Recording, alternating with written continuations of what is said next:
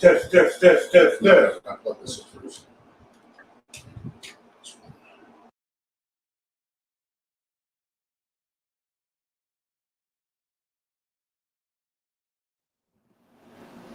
Check.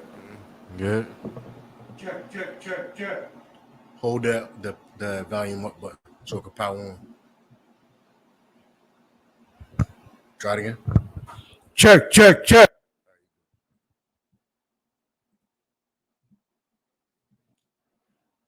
All right. Questions? About 10 seconds.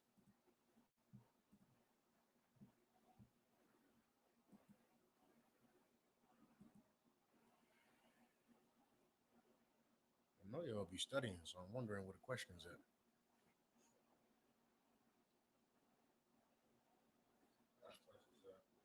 Go ahead. I want to know why the Most High that the king of Persia was that a heathen or was that one of our people that was in Persia that was? I'm thinking it was a heathen that he let come to Jerusalem and build Jerusalem back up or build a temple or something. Pull it. He wasn't either. Pull it.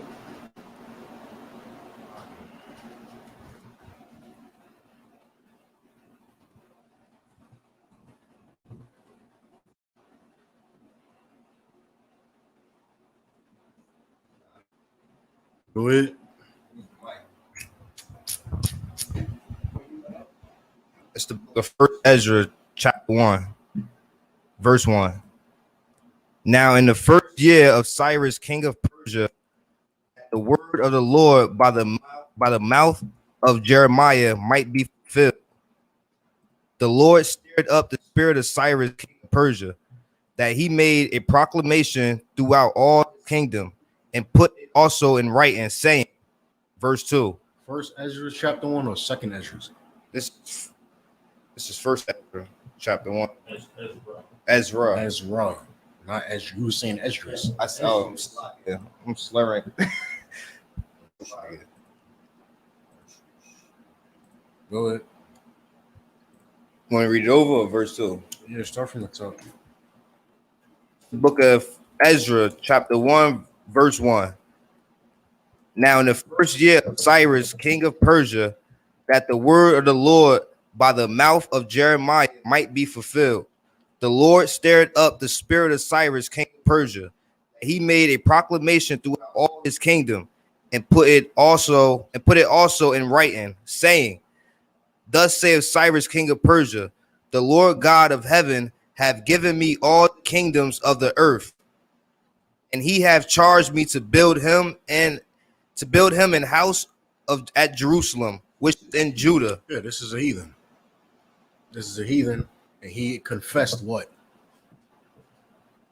What did the heathen confess? That the God of Jerusalem was the God of all everything. Correct. He confessed that the God of Israel is God and none of his gods are. He confessed that. All right, go ahead. Bring this camera closer. I'm going to try the new camera angle. It's like a little bleak and down. You can continue. Bring it closer. Put it on an angle. And then put the stand either over here or over there. More like to wild. Go ahead. Verse 3. Who is there among you of all his people? I can say God or say power. His God be with him, and let him go up to Jerusalem, which is in Judah, and build the house of the Lord God of Israel. He is the God which is in Jerusalem. Now, what is key about what he just said?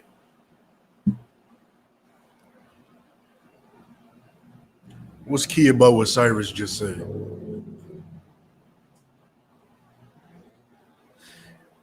Like we just said, he's saying that he's the God of all gods. I already said that though. What's key about what he just said in verse 3? The key. Not the key, like what's key, what's important. He ain't go build nothing. who was there among his people. Yeah. The Lord told Cyrus, allow my people to go build my house in their land. Right. In my land. You understand? Right. That's what he said. Cyrus didn't get up and the Lord didn't commission a heathen to go into Jerusalem and build him a temple. And we worship at the temple that Cyrus built. That's not what happened. We were slaves under Cyrus. And the Lord told Cyrus to let us go build a temple. Right. The same thing he told who? The king of Egypt. He told the Pharaoh the same thing. Let them go serve me in the wilderness. Instead, what did he say that was different, though? He said, hell no. He said, no, that's the difference. The Pharaoh of Egypt said no. Cyrus said, okay. He said, Khan, he said, not Khan, obviously, but he said, I recognize that you are the power, the only power that matters.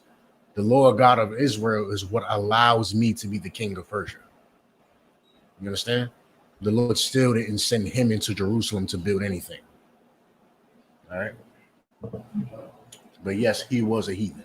I got it. So that's what I wanted to know. Good. I gave you that extra part because the next question that comes after that, if you tell somebody that is, well, why did the Lord let a heathen build the temple? A heathen did not build the temple. Right. You understand? That's what I was thinking. That's why I asked the question. No, we built the temple. Good. Come, sir. Now, question about 1 Timothy and 3, verse 2. 1 Timothy, what chapter? The book of 1 Timothy 3, verse 2. Okay, go ahead. A bishop then must be blameless, Well, this used to be the husband of one wife. This was very popular. And there was Israelites was running around screaming one wife. Go ahead. Vigilant, sober, of good behavior. Read from the top. Read from the top. Let's get the whole Jude, the whole understanding. The book of 1 Timothy, chapter 3, verse 1. This verse is 2. verse 2. Salaki.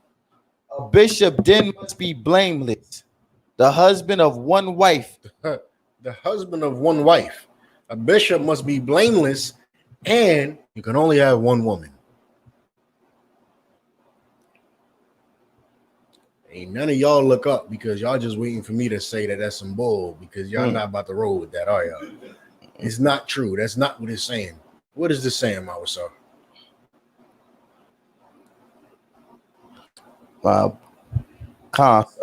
If you don't get it, and I got to give y'all the very basic analogy that you will all understand, I will be slightly disappointed. Go ahead. Sir, what he said, a bishop must be blameless, the husband of one wife. Was that put in to stop adultery in the church? Danya, you can't answer. I just looked at you and knew you knew the answer. I ain't got time for that. No, lie. That's not it. Anybody else want to take a crack at it? A bishop must be blameless, the husband of one wife. Y'all gonna understand it when I give this very worldly analogy. He should be scared to have more than one wife. No, that's not what it's saying. You got married to the game, Mark. You gotta be married to the game. You gotta be married to the game. You understand now, don't you? I know you understand now. Now, put your hand down now. I got you. I got you. I know you understand now. It's great. That's what I'm saying. He was gonna be upset after I brought it out. A bishop must be blameless, and you gotta be serious about this work. You can't be married to the truth and married to Christianity and married to Islam. You know, the 25th come around, you don't want to make your red mad, so you got the Christmas tree up, but you got your garment on, so you powerful. And, you know, you go see your homies. I ain't gonna smoke, but they in a whole cipher, and you standing there looking stupid. A bishop must be blameless, the husband of one wife. You got to marry the truth. You can have no wife, one wife, 13 wives. None of them are your wife like the truth is your wife. You understand? Not only will she up and leave you, and the truth will never leave you, but the truth will always be more important than her. You see how in the world you hold your woman to such a pedestal and you kiss her feet and you worship the ground she walk on. All right, you do whatever the hell she needs you to do, whatever she wants you to do, you do it. All right, that's the truth. That should be the truth right there. You got your wife in a position that you should have the truth in. You should do whatever you have to do for God. That's what you should do. You doing whatever you have to do for some slut because she birthed you a couple kids. No. You have to do what God wants you to do above all else. That's the analogy. It's very simple once you understand it now. You married again. Read on.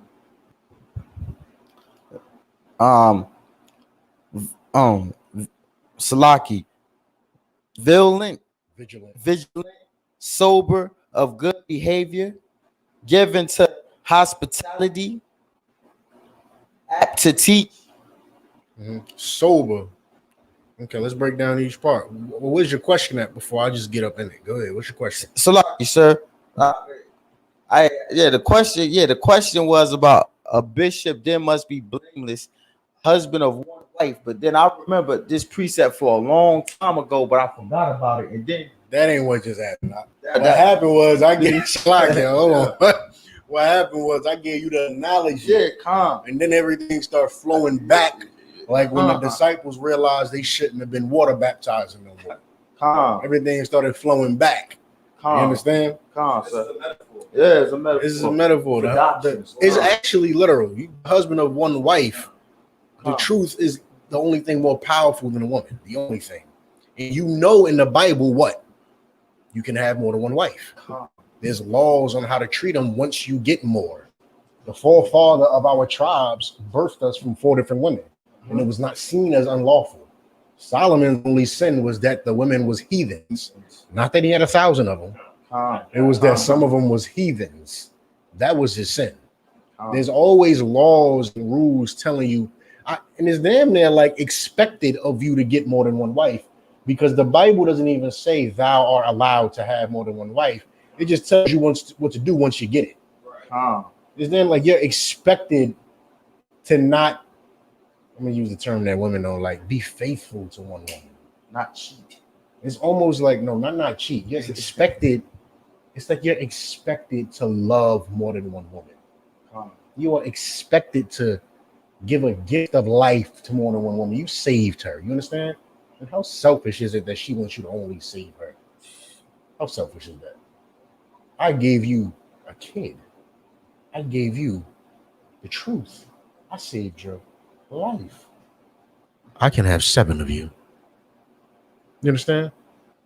It's almost expected. Go ahead. You got a question? Man, is this like metaphor when Moses compared us to his wife, and he like, oh, this is different? Is it the same? Not supposed to cheat and What are you talking about in Jeremiah? We just read. Like, what's the precept for that? You said, is it the same as when the Lord compares us to being?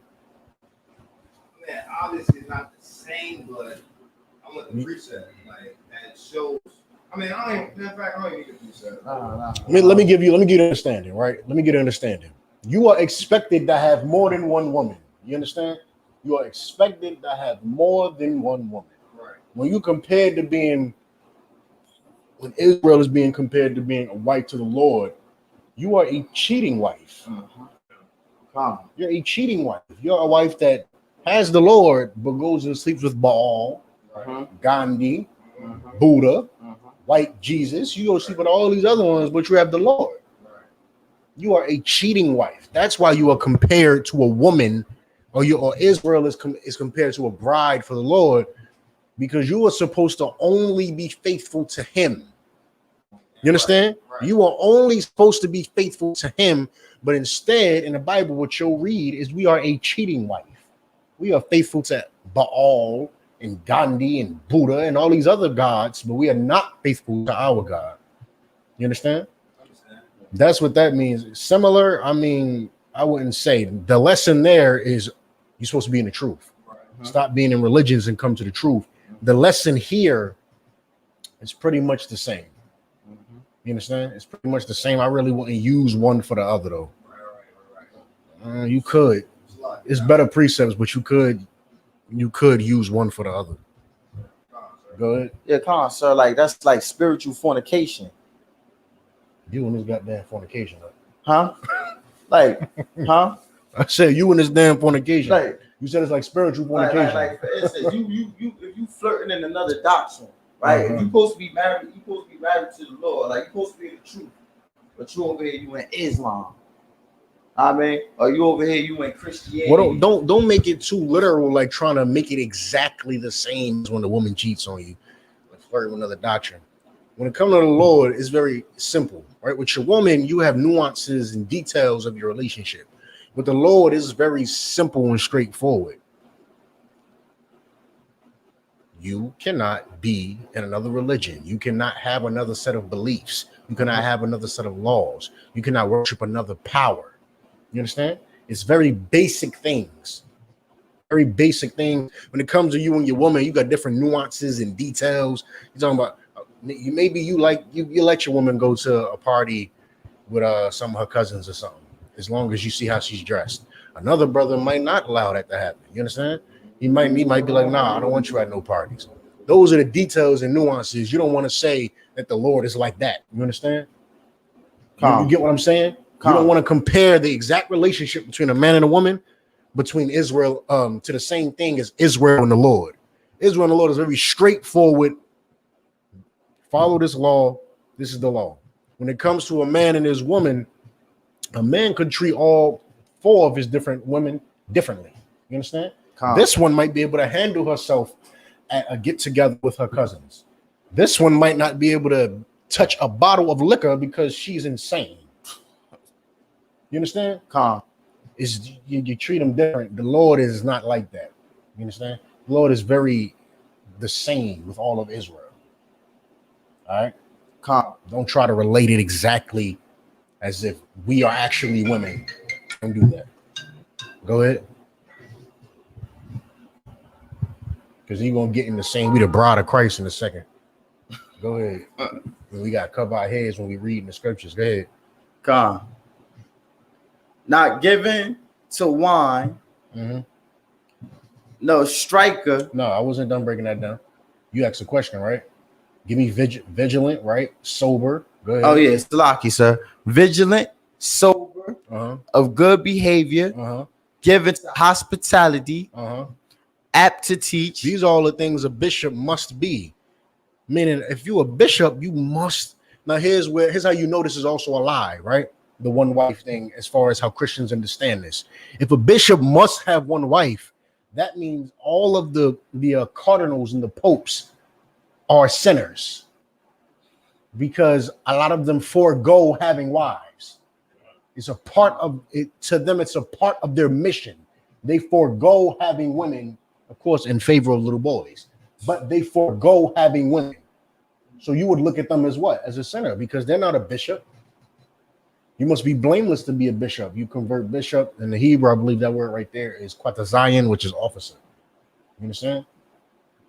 To be an officer in the work, or how a Christian would say, just to be a preacher, a deacon, or whatever, you have to be blameless and a husband of one wife. All the Christians say to get out of this, well, I'm not a bishop, I'm a deacon. I'm not a bishop, I'm a pastor. Because they're sinners. You understand? Right. They're all sinners. They don't believe they have to be the same as their brothers.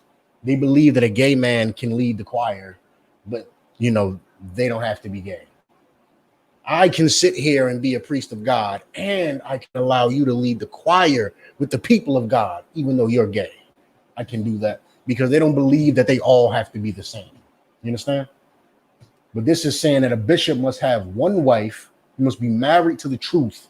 You must be vigilant.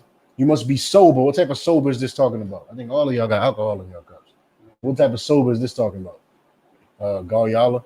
You got to be level-headed.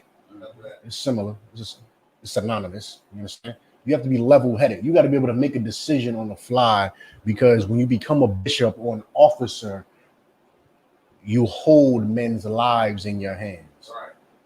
You have to be very level-headed. The decisions you make could literally make or break someone's life. Someone calls you 3 a.m. talking about suicide, and you having a bad day. So this nigga, somebody just died. Right. You had a bad day. You understand? Right, sir. You have to be level-headed. You got to be able to understand that in order to do this job, there's ups and downs that come with it that you cannot let affect this job. You understand? Things are going to happen to you all the time in the world, all the time. And you must remain level-headed in this truth. You must remain level-headed. All right? Read on. Come on, sir. Not given to wine. You skipped again. That's good behavior. Good behavior. Salaki. Good behavior. Given the hospitality. Apt to teach. You must be able to teach. Able to teach. Salaki. Teach. You understand? You young men who want to become troopers, you troopers trying to become officers, and you officers, you have to be able to teach, or you have to be learning how to teach if you aren't an officer yet. You officers need to know how to teach. You sit in class to learn that, and then on top of that, you have to be able to sit right here in this seat. You have to go practice sit on the corner. You have to be apt to teach to be a bishop. You understand? You have to be ready to do that. You have to be willing and ready to do it in order to be a bishop. All right. Hospitality goes without saying. Now read 3. Come. Not given to wine. No striker. Not given to wine. You understand? Meaning you drink and you become a whole different person. You become a bruiser. You understand? You become a brute. You understand that? You don't want to do that. Don't be given to wine. Meaning wine no longer serves you. You serve wine. When you drink wine, you become a wine. You become the wine. You understand? Instead of the wine chilling you out, helping you relax, or using it for the purpose the Lord intended, you become the wine and you serve the wine. And now you do reckless, bad, brutish, harmful behavior. You understand? And those things are not becoming of someone who wants to be a bishop. And in this school, you will get banned from drinking alcohol. We have done it. You understand? We have absolutely done it before. All right. Go ahead. No striker. Not greedy. You can't fight all the damn time. You trying to be a priest and an officer in this work. How the hell you I tell y'all this all the time.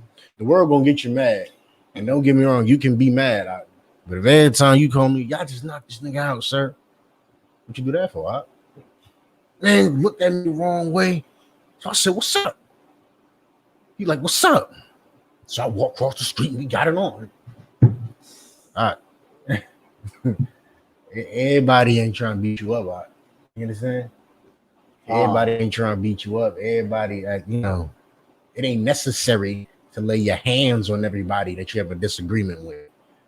You may want to, and I can't, you know, fault you for wanting to, because some people deserve it. But you can't lay your hands on everybody you have a disagreement with. You can't be a striker. Every time I hear about you, you're fighting. Every time I hear about you, you done body slam somebody. Somebody in the goddamn hospital, you got a black eye. Next time you come to class, you got a fat lip. Now you got a bruise. Now your arm broken. I'm like, goddamn, Mike, what the hell is happening? Man, so these niggas keep trying me.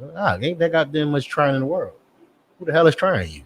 Like, who's trying you? Like, it's just not that much trying in the world, and you want to be very careful with who you hit, because once you go to the academy, you learn how to kill somebody with your bare hands, very quickly, very efficiently, very swiftly, and you'll understand the decision. You understand the weight of the decision to get into a fight when you can kill that person. You understand? Now, when you just some angry brute, you just a striker, and you just like laying hands on people, you know, you don't really think about nothing like that. You're just thinking about, I ain't gonna let him play me. He's not gonna play me. You understand? But when you have the ability to kill somebody, they might literally deserve the fight, right? And you won't give it to them. Because you know, if you get involved in this fight, there's a chance you will kill him. You understand? You have the capability, so you decide to give him mercy. You can't be a striker. All right, go ahead. That's a big thing for me, because I'm still a trooper, but like I'm not just gonna let nobody. I'm not gonna slog here. I'm not gonna let nobody just.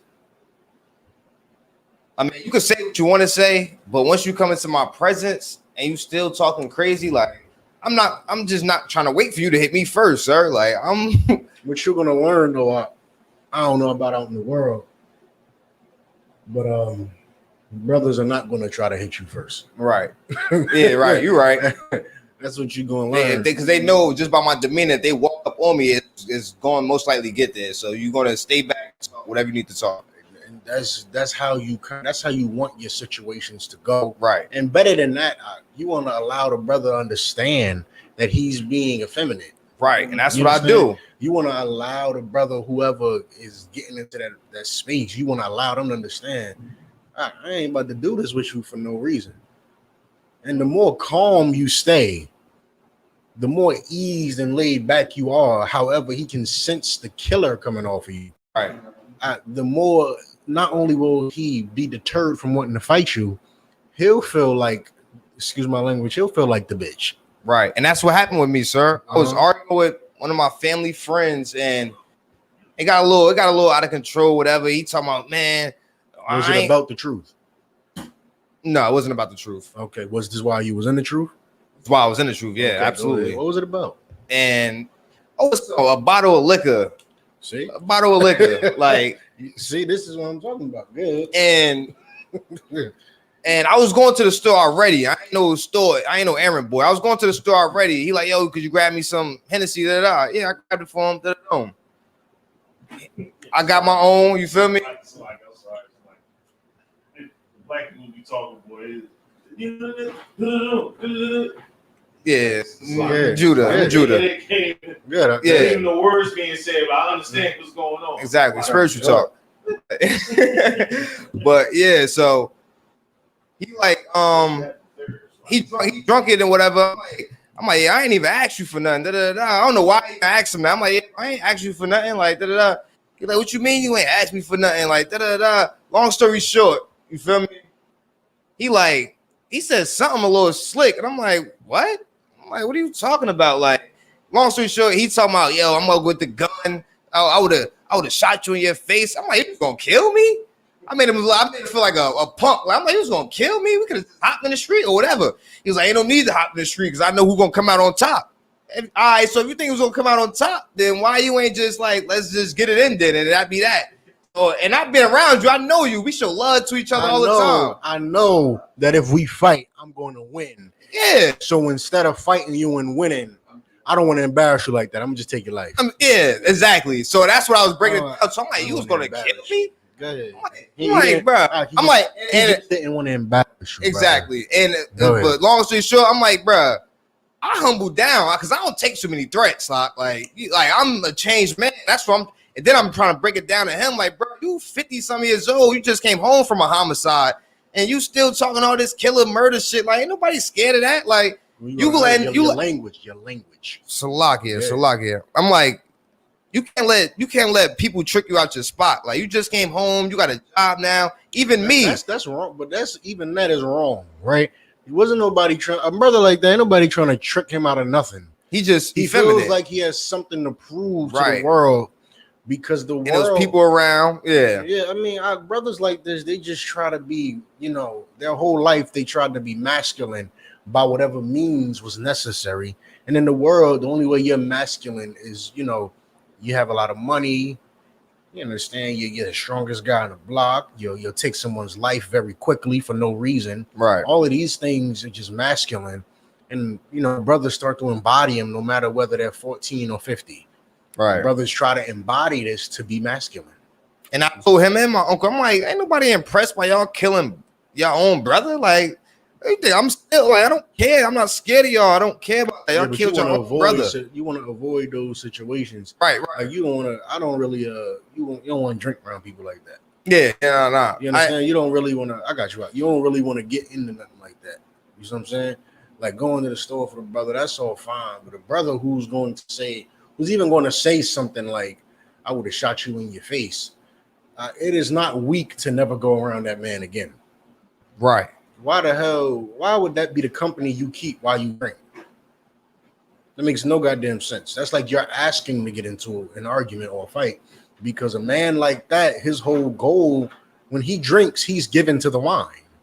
Right. So his whole goal is to fight and show his dominance, which is why he said, if we fought, I know who's gonna come out on top. That's why I was gonna shoot you in your face. It's like no matter what, he's gonna come out on top because he's the big dog and he's the man. You understand? I just like somebody like that. That's not particularly what I was talking about. Somebody like that, you don't really want to be around. Right. What the hell is the reason for you being around somebody like that? I mean, I live there. Feel me? No, I mean while you're drinking though. Yeah. Even if you live there, you want to separate yourself. Absolutely. You know what I'm saying? You can always separate yourself in spirit from any situation. You're right. You don't really want to be around nothing like that. Or just don't even talk about nothing. Like it ain't about not talking about nothing, but the longer you stay in the truth, the more you do this work, you'll see exactly what I'm talking about how to move around in a house, even if the house ain't yours. Right. You know exactly how to move around, but you don't really want to put yourself in situations where somebody talking about somebody gonna shoot you in the face. Because I mean, I'm surprised I don't be hearing about these things. Y'all be bringing crazy ass stories to class, Salakia, and I don't be knowing nothing. I told you about the situation when my uncle put the scissors to my neck. Situation? No. That's what I'm talking about. I don't be knowing about these life or death situations y'all be bringing to class. I don't be knowing. I'm saying to me, hold your peace. I don't be knowing nothing about these goddamn things. I don't know nothing about them. Y'all bring these goddamn stories to class, and I'll be like, well, damn, this nigga almost died, didn't he? I'm around a bunch of killers, sir. Hey, that ain't nothing to brag about. There you go. Right now you run a bunch of killers. Right, absolutely. Over there, you run a bunch of murderers. Like that's what you are. You run a bunch of murderers. You understand? That ain't something to. I'm definitely not proud of it, but I'm just saying, don't hold your peace for a second. Don't champion it. Don't glory it. Just understand what I'm saying to you. That's bad. That is horrible. Those men are given to wine when they drink, and they are strikers. I remember the story you told me about your uncle. And now this story, those types of men are strikers, and they're given to wine. And it's not about proving that you can hold your own or win or you won't lose against those type of people. Why the hell would you be around them unnecessarily? I mean, if you got to live with them for a while, okay, you live with them for a while. But drinking with them, no. Over. Why would you do something like that? Well, there's no reason for you to do something like that. It's like you're asking for trouble. You don't put yourself in those situations. Understand? Yes, sir. Because those men are strikers and they're given to wine. And if you are around them, you won't be sober. You won't be level-headed. You won't be vigilant. You won't be of good behavior. You understand? Right. You won't be all those things. You'll be a man who is constantly on edge, constantly fighting in his house. Don't go around those people. Don't drink around them. You understand? Yes, sir. We get into a habit of that stuff because we knew them for so long. You understand? Right. We knew them. So even when we come into the truth, it's like, well, I already know them so long. I know they won't go to this extreme. Or I know such and such. You think you know something. Y'all don't know nothing when you come in. That's when you got to understand that. Right. Because the day I happened where he said, I'll shoot you in your face and then take a shot. That day can come because that man is a striker. He's given a wine. You understand? Right. You don't want to be around those types of people. All right. That's not good. That's not good to your officership. It's not good to your tenure in the truth. No man has survived in the truth by only being around worldly men. You understand? Or by voluntarily putting themselves in situations like that. Mawasar, read on. And not greedy. Not greedy. Filthy. Lucre. Done you verify. I think lucre is money. Yeah, not greedy or filthy lucre. I mean, this man ain't all about money, and he doesn't you care about money so goddamn much. You're selling crack on the corner. You're selling crack on the corner. That's how much you care about money. As the money is that goddamn important. You taking all the money from you was a little boy and you ain't have nothing and boo-hoo. That's what I hate about drug dealers. That's your sob story. I was young and I had nothing. Oh my goodness.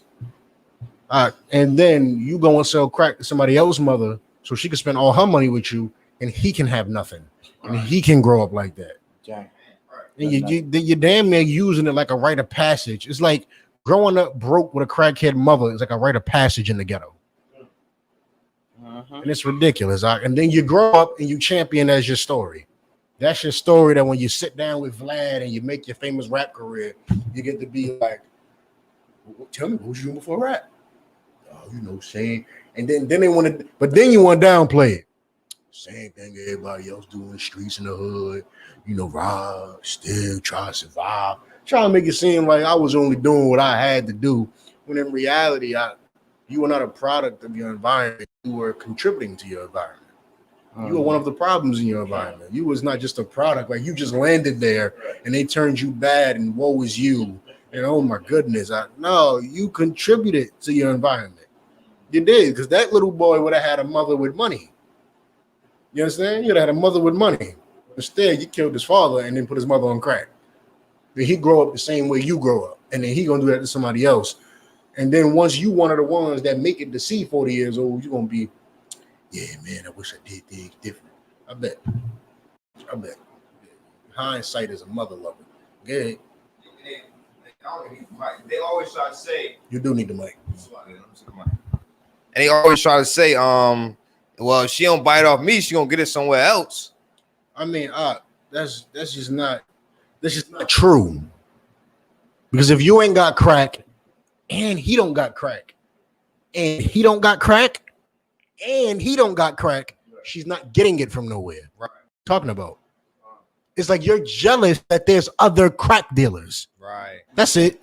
You grew up, you saw them with money, cars, and hoes, and you're jealous because somebody took your daddy. While your daddy was chasing money, cars, hoes, and clothes, somebody took your daddy. So now you idolize money, cars, hoes, and clothes. I can't. That's with rappers. It's the same thing. Whose son is that go to college but rap about dope? No, P don't really rap about dope. P don't rap no more. P is an entrepreneur. He a businessman. Rapper's son now. T.I. I think Jeezy's one of them. Yeah, Jeezy. That's the one I'm talking about. The brother went on an interview talking about some. Oh yeah, I rap about that, but I don't want my son to do none of that. My son going to college. Like, his son is in college. You understand that? Never touched the street. Never sagged the pant. Nothing. Right. He told us trap or die. He told you trap or die. He told you he was the damn snowman, huh? He's the goddamn snowman. If you roll coke up and put 3 balls of it, you get him. He told you that he was the damn snowman, huh? Right. And then told his son, don't ever. Hey, go to college, man. Go to college. Go to Yale. You know, go to Yale and sit down with those smarties. Get that 4.9 GPA. And let's get this going, man. Let's get this going. And then he left the house with his son, went to the studio, and continued to tell you about how he stacked bricks at his auntie house. Like, you're not just a product of your environment. You're the reason. Now you're a reason that the environment is like that. You're not just a product. He may have been a product, but he grew up, got money, and told his son stuff, and continued to tell you trap or die. Right. Now you're the problem. You understand? Now you're a problem. I could go all day on these goddamn rappers and artists and stuff like that. The point is, if nobody sell coke, nobody mother gets coke. Nobody got weed in the hood. Nobody smokes weed. It's not even rocket science. If you don't have it, you can't smoke it. You ain't got it, you can't snort it. You can't shoot it because you don't have it. Now you got to deal with your problems in a civilized way. Now you can't hide your problems away. You can't get high and forget that the rent's due.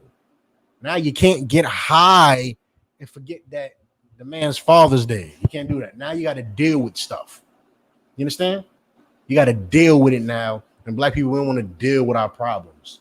We don't want to deal with them. Well, you're going to have to start dealing with your problems. And the first step to that is by allowing more brothers to become bishops. You understand? Allow more brothers to become bishops and be blameless and be everything that we just described. A lot of brothers do that. Don't be no 50-year-old coming out of jail talking about some I shoot you in your face. Didn't you just go to jail for that? Right. What are you talking about? You didn't learn nothing. He's a child on the inside. He wants to go back. He wants to. He's institutionalized. He wants to. No, it ain't about scaring you out. He want to go back. He's institutionalized. Like, if it wasn't you, if it was somebody else that was bigger and stronger, he probably would have said the same goddamn thing because he was drunk. I shoot you in your face. Now, he probably got beat up, you know, if it was brother, some big Goliath that wasn't in the truth. Probably would have broke him down to size, and he probably would have got his gun and shot him in the face, and it went back like he wanted to. You understand? And his excuse would have been, well, he hit me. You see what I'm saying? Allow more brothers to become bishops, and you won't have these problems. These problems disappear. Mawasar, read on in 3. But patient, not a brawler, not covetous. Another thing with lucre, this ain't talking about no goddamn pastors. The pastor is all about filthy lucre. All about it. I was listening to this goddamn comedy central radio that I got on this damn satellite radio, and this cat is cracking jokes about the goddamn pastors. Who was it? I think it was Steve Harvey Coon self. Cracking jokes about the pastor. He talking about some, you got me paying tithe. He's like, you got me paying.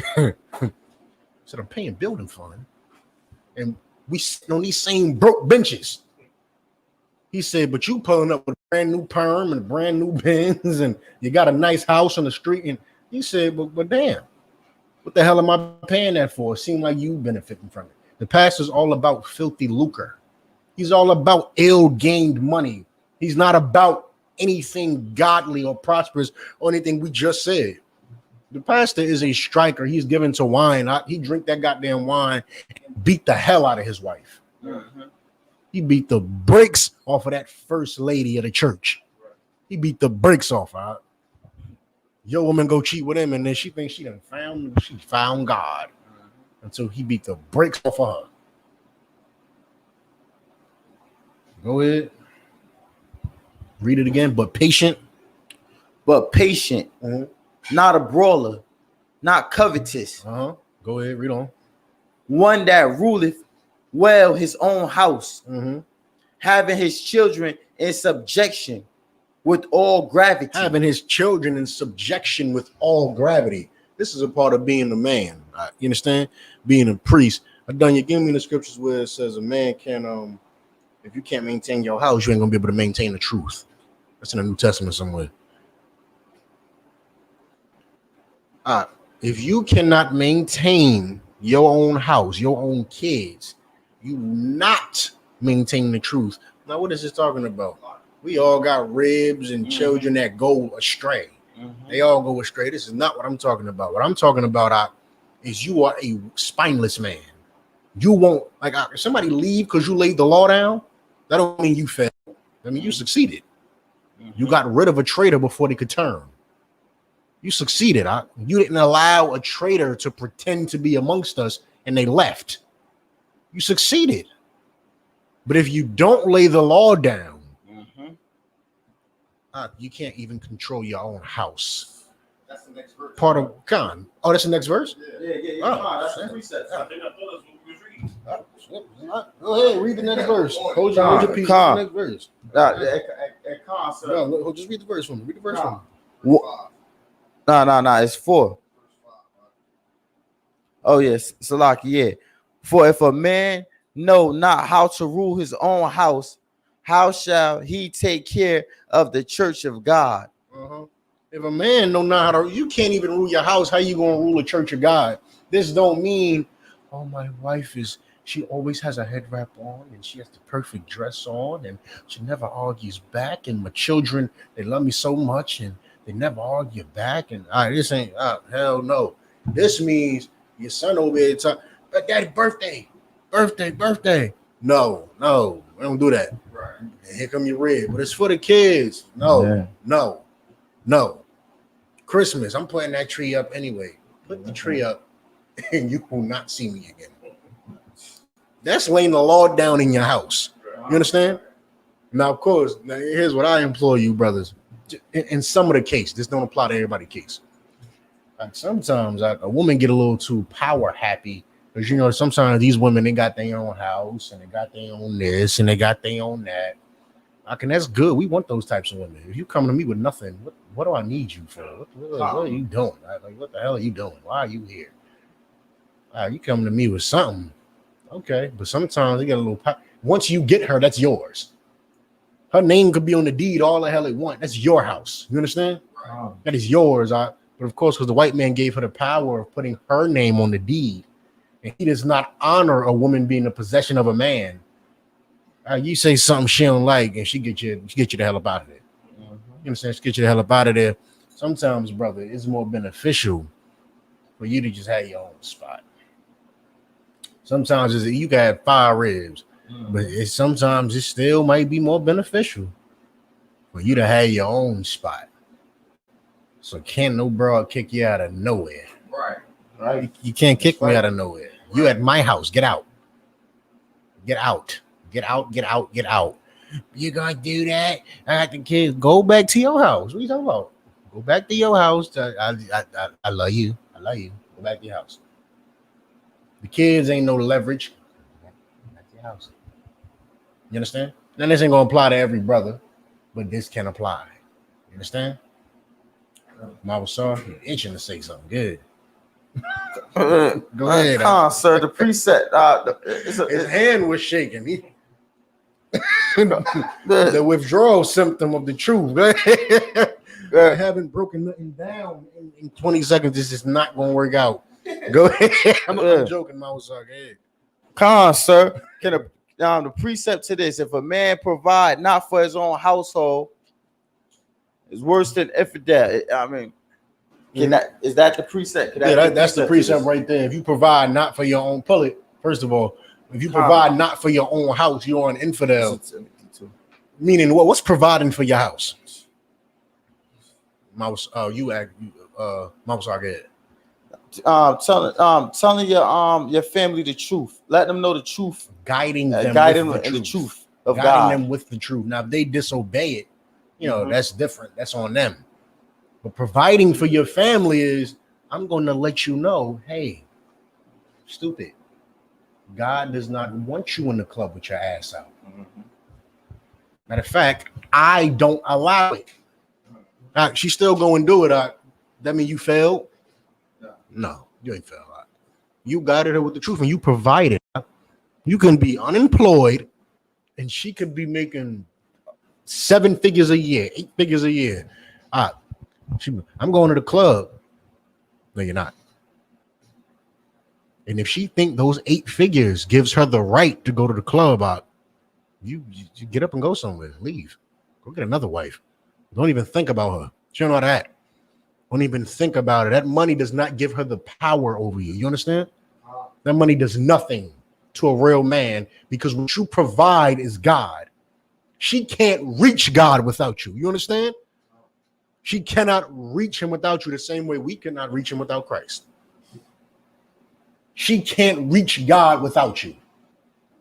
So she can make 8 figures a year. She can make $10 million a year. Provide everything for you. So you a stay-at-home cat. You stay at home or you in camps and classes and you living a life. And she say, oh, baby, I'll let you do all that true stuff. But I'm finna go to the club with the girls, and she got this little thing that only cover the nipples and little thing on, No,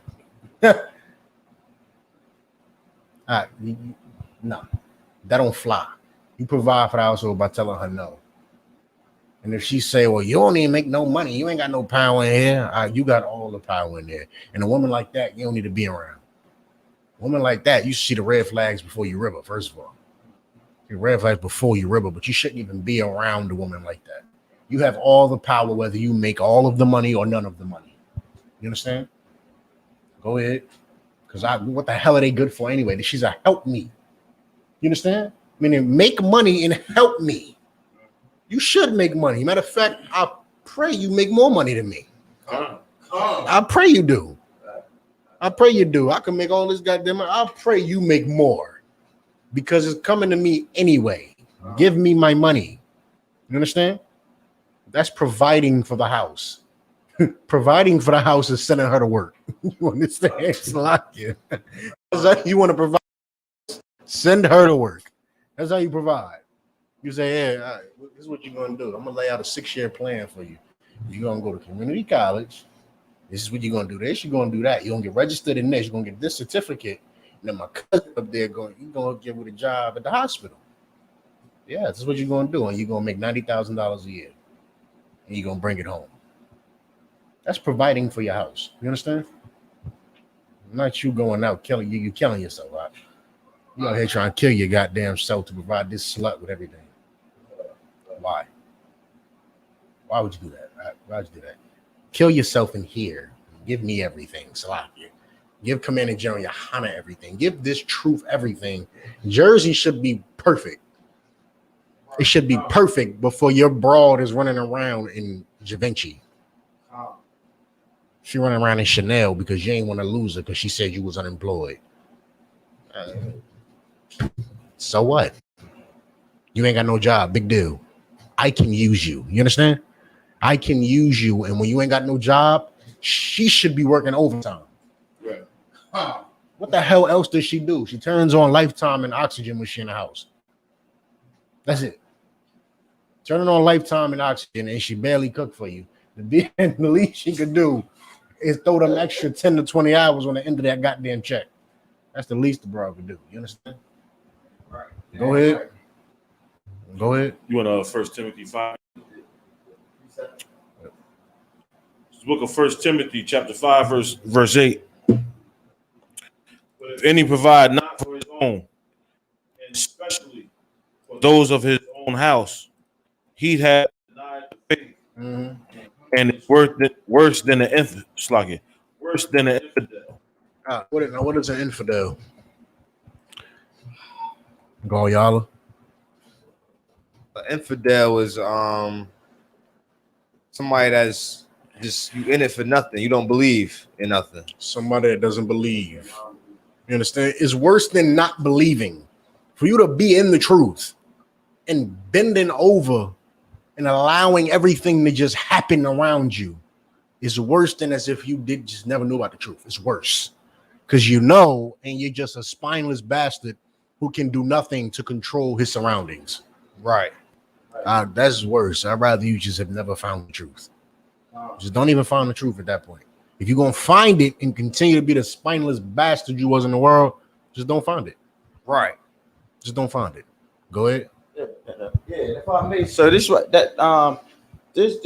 precept right here is what the Christian church used to stop a lot of men. That precept made a lot of men run away from their women because they interpreted that scripture with they interpret it like I gotta have money. If I ain't got no money or if I ain't got nothing or I ain't bringing nothing to the table, you know what I mean?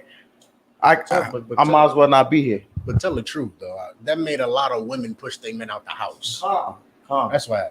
Calm. It makes a lot of women pressure their man with Pastor said 1 Timothy 5:8 means that you gotta work. You ain't even working. That's like you an infidel or something. You just start saying words she don't even know what the hell it means.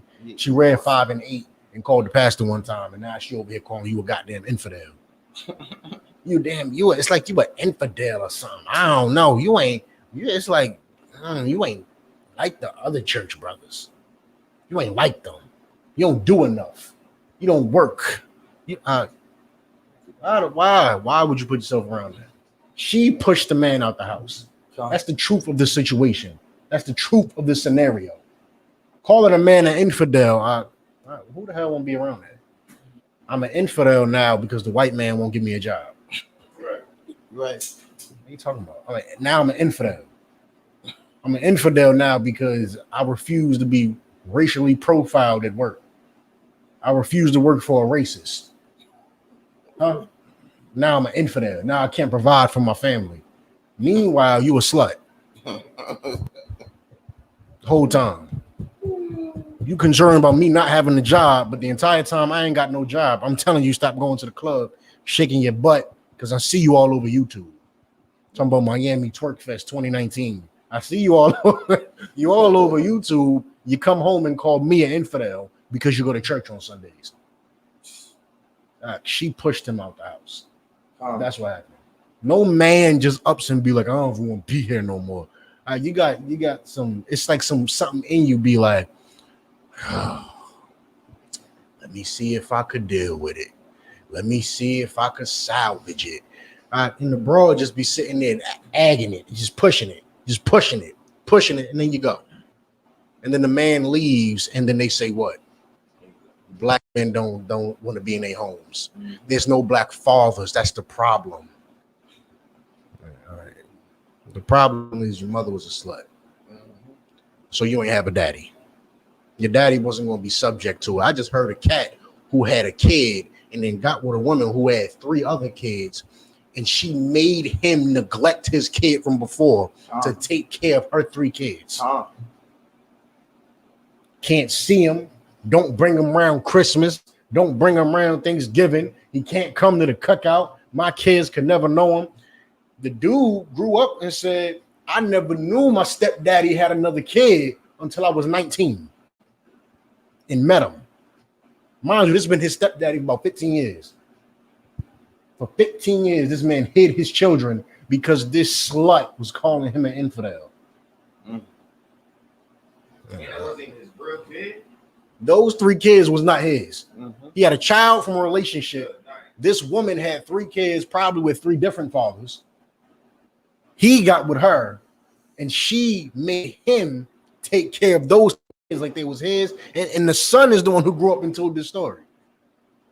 He said she made him not go see his other kids, and he ain't find none of his other child. He ain't find none of this out until he was 19 years old though, and he was treating us like we was his biological kids. We got everything we wanted.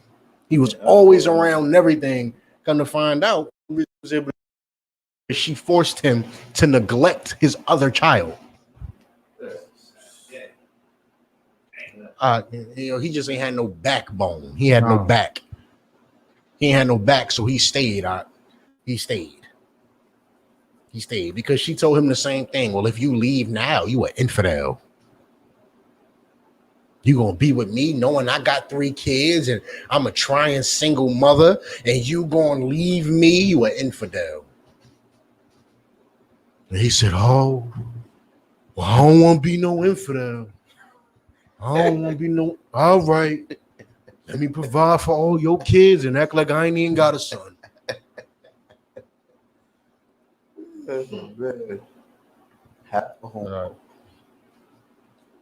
You understand? Give me back to what was that? 1 Timothy 3. We're gonna get into the topic. I'm gonna keep breaking down what an officer's supposed to be. Ain't supposed to be nothing what the hell we just described. He ain't supposed to be none of that. You understand?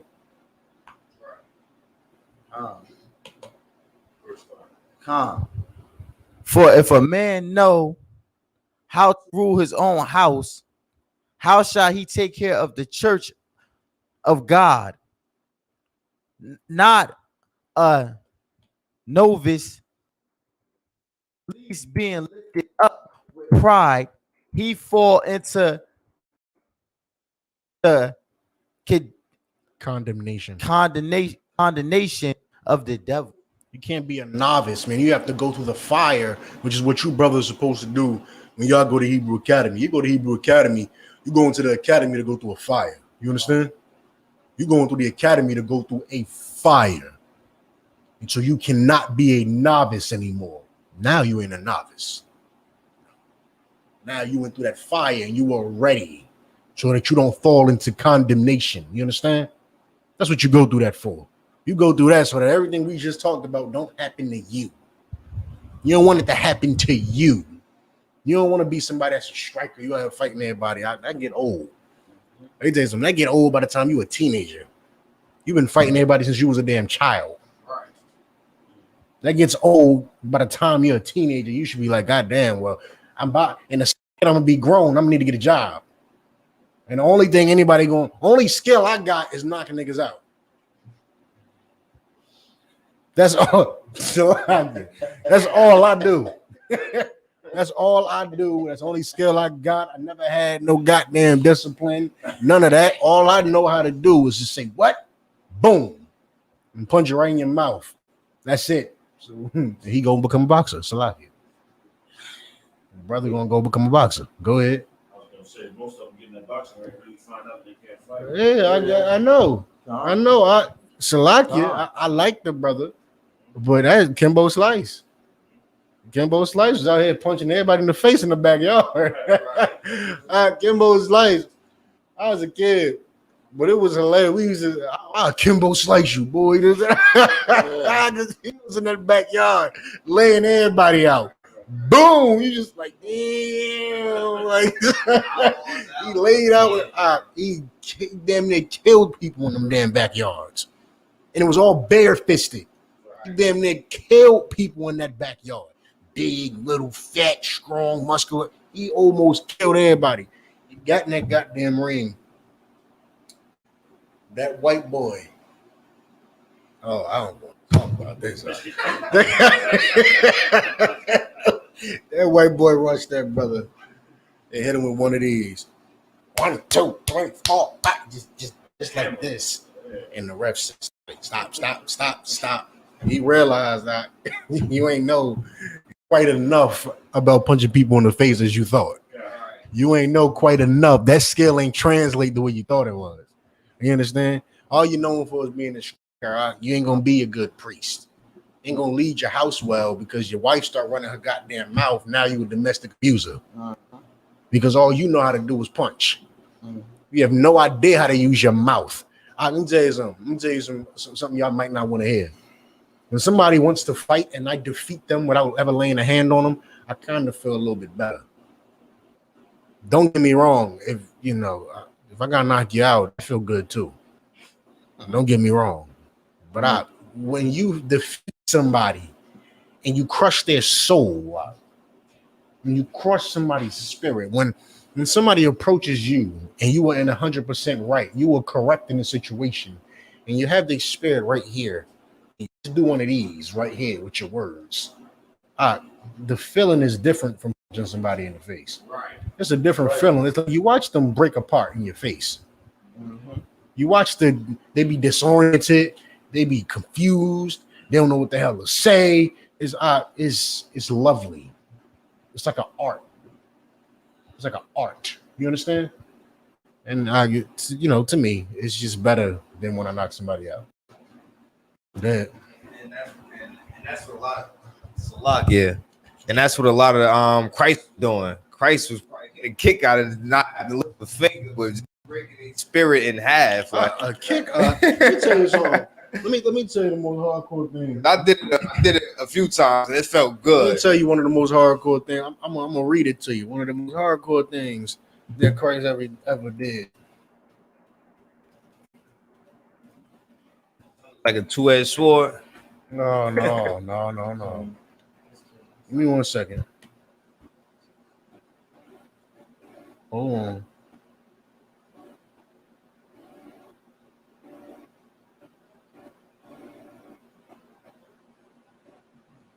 Give me 1 second. I'm about to find this in the New Testament.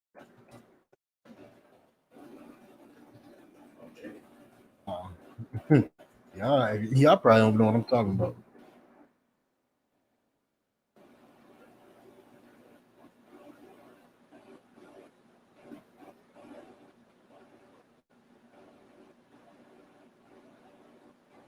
Give me John chapter 8, verse 1. Let me show you the level of having someone's life in your hand that I'm talking about. Let me show you the level of effortlessness that our King acquired. Give me John 8 and 1. The book of John, chapter 8, verse 1. Yahushua went to the Mount of Olives, and early in the morning, he came again into the temple. No, he came into the temple. Go ahead. And all the people came unto him, and he sat down and taught them.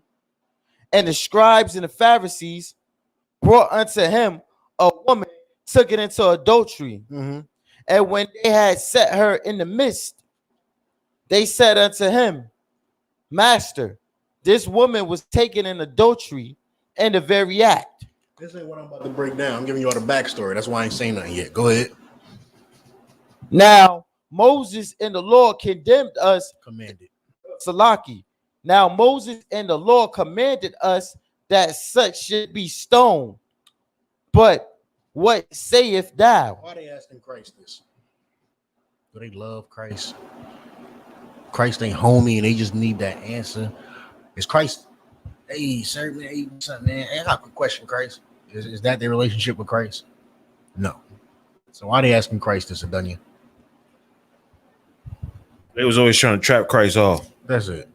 They always try and make him trip himself up. You understand? Because they're devils. They were of their father, the devil. You understand? So they were liars and snakes and trap artists. And all they did was ask Christ questions that they thought he would not know the answer to.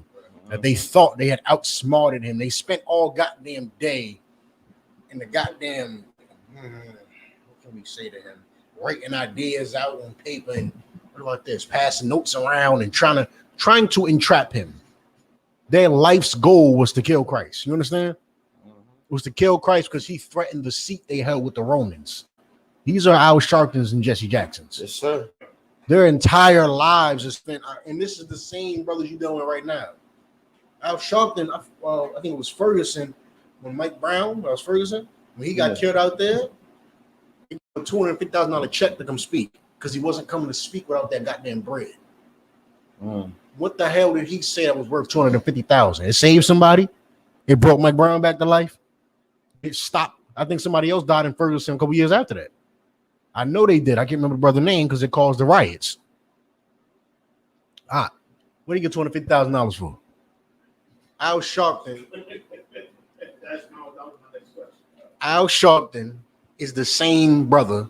He's the same spirit of these brothers right here who's questioning Christ. Entire goal is sit around all day. Man, how can I squeeze money out of these people without providing any value? Let's start Black Lives Matter. Oh, wait, that was one right there. Let's start Black Lives Matter. Got a couple of black lesbians, throw them together. A couple of soft brothers, throw them together. Fund it with a Jewish man. Boom. It's over. Right in your face. Boom, it's there. Black Lives Matter and stole millions from black people. Who mother was that? Was it Tamir Rice's mother? No. Kanika Jenkins? No, not Kanika Jenkins. What's that sister name that died down south? Forget her name. Every time I got shot through the apartment door. Texas. Keona. No, that's a actress. Keona. Talk about the sister from Texas. I'm Breonna Taylor. It might have been her, but you know, I think it might have been her. One of these sisters who died. Sister. One of these sisters who died. Games, right? I'm not sure. One of these sisters who got killed by the police. Their mother came. Black Lives Matter is this. We gonna help the mother and do this, do that. Go fund me's and crowdfunding, and they getting millions of dollars. And the mother came out like, we have not received $1 or none of that. We ain't asked them to do none of that. We told them to stop doing all of that. We don't need the help. We don't need the money. We don't want the press. And they continue to use that girl's name who was dead for money. With the mother coming out saying stop, they continue. That's them. Sitting around all day trying to squeeze money out of people and trying to how to kill Christ. You understand? Their relationship with Christ was not a good one. It was how can we kill him? So keep that in mind. That's why they asking him. So was the reason why they asking was Moses right is because as soon as he say Moses was wrong, he don't agree with Moses' law. Kill him. Right. That right there. That's it. Go ahead. Read on. This was not this wasn't a serious question. I'm telling y'all that because I used to think before when I was like fresh about knowing I was an Israelite. I wasn't in the truth. I used to think they was, trying to talk to him. When he asked him the question, I'm like, I wonder what the answer to that is. I'm stupid. I'm over here thinking like, yeah, good question, man. Let's see what he says. Reading this like it's a goddamn bedtime story or something, not knowing they want to kill this man. Go ahead. This they say, tempting him that they might have to accuse him. Go ahead. But Yahawashi stooped down with his finger, wrote on the ground as though he heard them not. All right. You telling me that won't piss you off? We got it now. We about to kill him. So when a woman cheat, can we stone her? Watch this. Get ready to call the people. I'm about to, and just start drawing in the sand. They blew up. They blew up. They blew up. They kept questioning them different questions. What about this? And what about that? And Christ drawing faces in the sand. Doodling. He's doodling. He pulled the damn Etch-a-Sketch out and started Etch-a-Sketching. You understand that?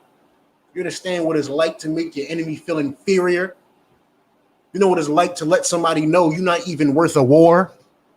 I'm not about to go to war with you. You're not no damn army. What are you talking about? You're not a fight. No, it's not a fight. And it's not even running. It's not running. It's looking at them, facing them and saying, you cannot handle this. You can't. It's not saying I'm scared. It's not saying you can't go to war with me.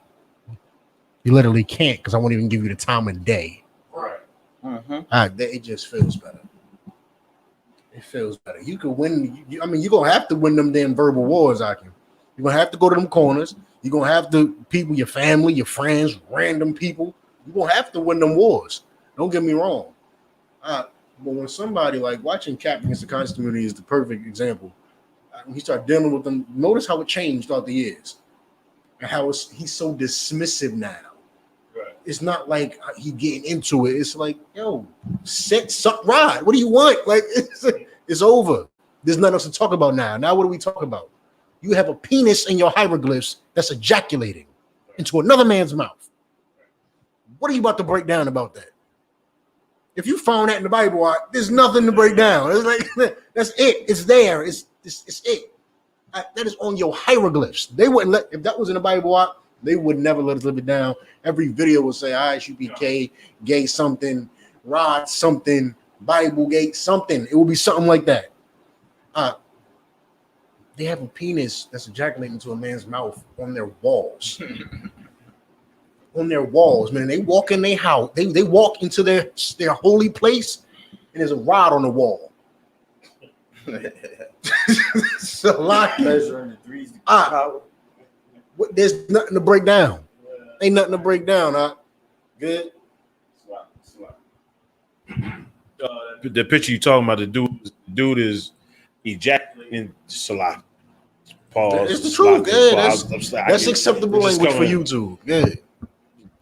Is ejaculating into his own mouth and spitting babies out of it.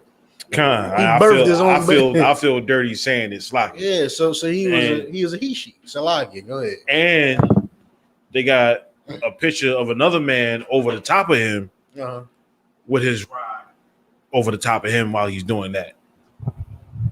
What's that? Because he was next up. Nothing.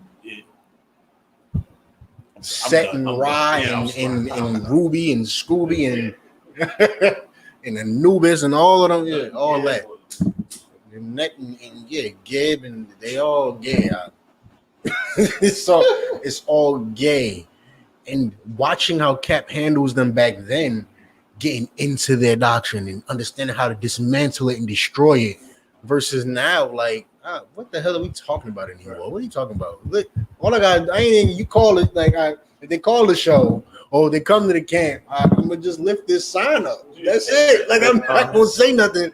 I'm gonna lift the sign up and say, explain this. Right. But what about Christ?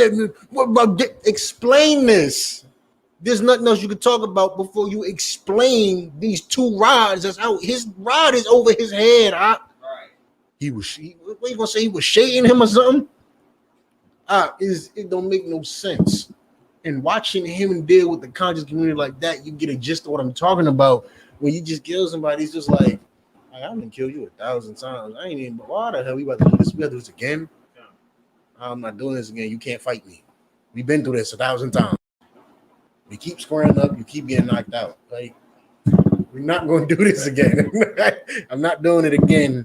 It's it. You can't go to war with me. You've proven that you're inept, meaning you're not capable. You don't have the tools to fight me.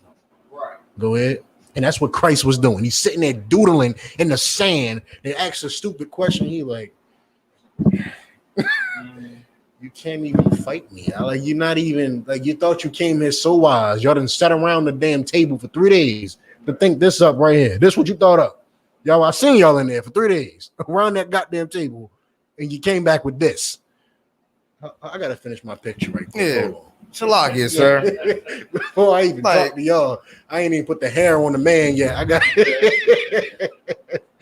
can't do that.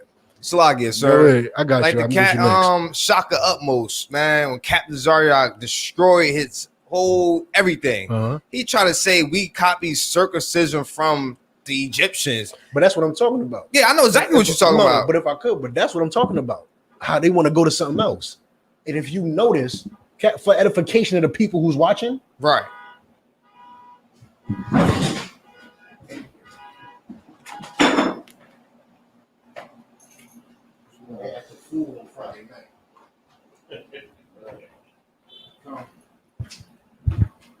For edification of the people who's watching, he'll break it down. Right? He'll break it down and all of that. Like you see, you have gay gods. Your gods are gay. So what are we talking about? That's why before we talk about anything else, circumcision and all that, you got to address that. And if you watch the latest video of him trying to address it, he tried. It's all bad. It was all. And if you just with. It's a lot, sir. He tried to say. It's like I think he tried to say, yeah. When you get to a certain level of intelligence, that they circumcise you as a grown man. Captain Cesario was like, and so are we all stupid? Like he like we how is that trying to copy y'all? We circumcised a baby when he's 8 years old. Like how is that even trying to copy? So are our children as smart as your grown men? Exactly. And I mean, I that would of course just be playing with him. Yeah, right. Just be playing with him, right, sir. Right, but I'm telling you something that Cap would probably actually say though. And he had a captain. He had a picture of why the circumcision was this and why it was that. He was like, "This is Dr. York's Captain Zara. Let me see that book." He held it up. Like, how are we supposed to know that that's not his own interpretation? Like, I was done. I was rolling over in my seat. Yeah, like, that's what I'm saying. All of that is like gonna go around the world, but man, he can't address your God had his ride out ejaculating. Right. With another man nearby. Another man was nearby. You understand? Right. I mean, come on. Like, what the hell are we doing here? What are we doing here? The point is, there's a way that you ain't got to be a striker. You ain't got to come to violence. You ain't got to. Christ, when Peter cut the dude there, he ain't try. He did. Peter was a trained man. Peter took that sword out, not a dagger. He didn't get up close, hold his ear, and do that. All right, Peter took his sword out and swung that baby one time and cut the man ear off with precision. Took it out the sheath, swung it, and sliced only his ear off. Right here, just like this. Christ picked it up and put it back on his face and said, "There's no need for you to do that."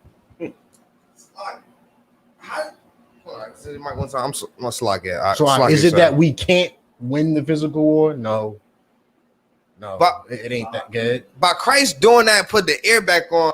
How they still put him to death after that? How could y'all not know? Like he just put his ear back on. Because they're saying the same thing when he cast the demons out. He's the prince of the devil, so he has these powers. Okay. Of course, they're ignoring the scriptures because these are Pharisees and Sadducees. So they're ignoring the fact that what Christ said. How can the prince of the devil cast out the devil? Right. That makes no sense. How can the prince of demons cast out demons? A house divided can't stand. So if I work for demons and I'm casting out demons, you couldn't stand. Meaning we wouldn't be good at what we do. We wouldn't prosper. If I was a demon and I'm casting out demons, it wouldn't work. That's why Christianity is a lie. Right. If Lucifer is an angel and he took mad angels down and fought angels, there would not be no heaven because a house divided can't stand. What are you talking about? It's garbage. But they don't understand. They didn't understand the Bible. That's why they killed Christ. They knew he was Christ. And because they knew he was Christ, they had to kill him.